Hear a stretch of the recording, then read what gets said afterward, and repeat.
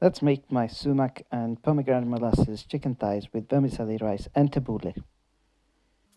For this dish, these are the ingredients that we'll need. I'll list them in the caption below the video. Let's start by mincing 6 cloves of garlic, 1 teaspoon of sumac powder, 1 teaspoon of allspice, 2 tablespoons pomegranate molasses, 1 teaspoon of chili flakes, 1 teaspoon of ground pepper, 1 tablespoon of tomato paste, juice of half a lemon, 2 tablespoons of extra virgin olive oil, salt to taste. For the tabbouleh, chop parsley, tomato and onion. Add boiling water to the bulgur wheat.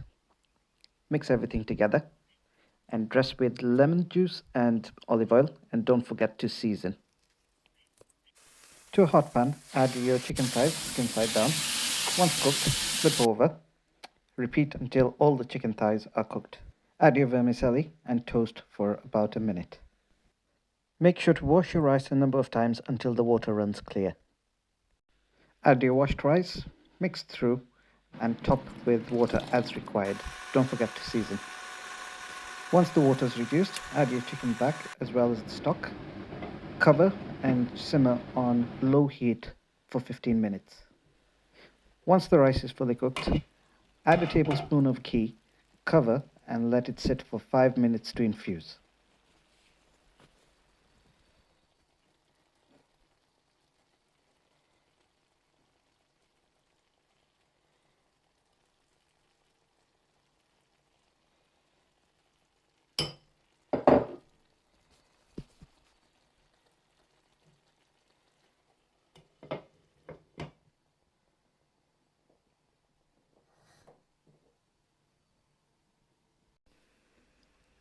And that's all. Plate up and enjoy your food.